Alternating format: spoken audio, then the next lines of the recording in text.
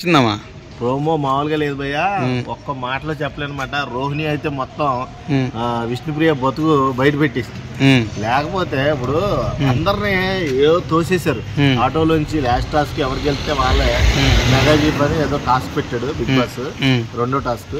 ఆ టాస్క్ లో ఎవరైతే నిలబడతారో వాళ్ళకి గ్రాటిట్యూడ్ ఉంటది అని చెప్పారు.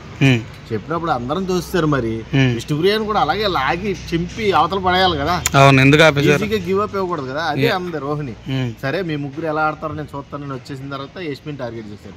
పాపం యష్మి ఎంత ప్రయత్నించినా బలం తక్కువ, పోరాటం ఎక్కువ, బక్కగా ఉంటది. కానీ ఈడ్చేసారు ఇద్దరు, విష్ణుప్రియను పృథ్వీ.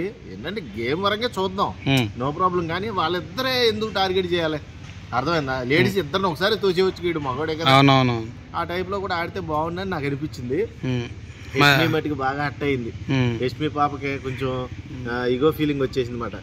విష్ణుప్రియ సేవ్ చేస్తానని అన్నాడంట కదా, ఇతను నిజమేనా? అంటుంది కదా, సేవ్ చేస్తానని ముందు మాటిచ్చాడు.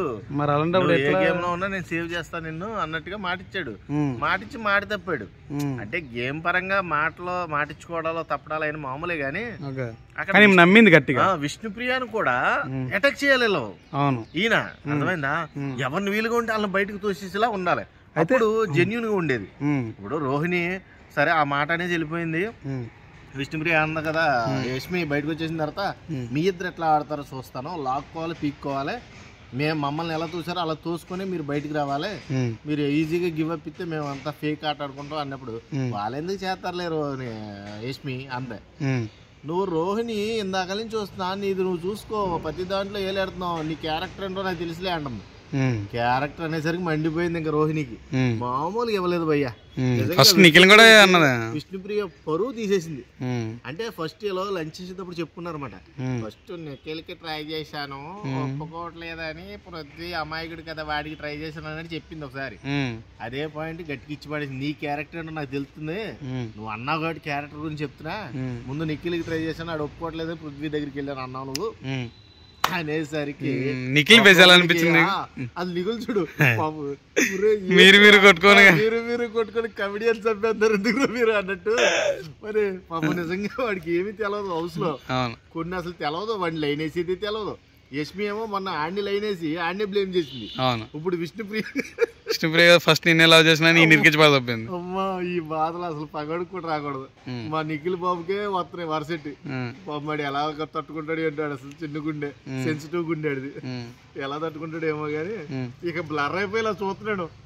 ఇదేంటి వీళ్ళిద్దరు లవర్స్ అనుకుంటే ఏంటి నా పేరు వచ్చింది మధ్యలో, అమ్మ బాబా ఇదేదో పెద్ద పంచాయతీలాగా ఉంది అన్నట్టుగా ఫీలింగ్ ఇచ్చాడు.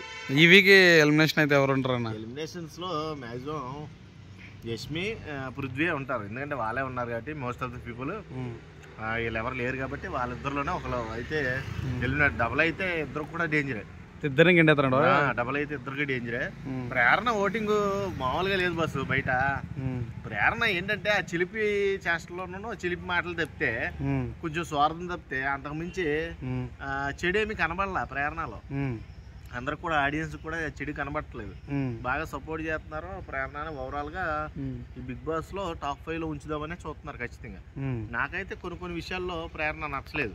చెప్పడం, యష్మి కన్నా దారుణంగా మాట్లాడడం గానీ, యష్మి ఫ్లిప్ అవుద్దేమో మాటలో కవర్ చేసుకుంటారు కానీ ప్రేరణ అయితే స్వార్థం చూపిస్తుంది. ఆ స్వార్థం కొద్ది అన్నా ఎలిమినేట్ అయితే నేను హ్యాపీగా ఫీల్ అయ్యేవాడిని.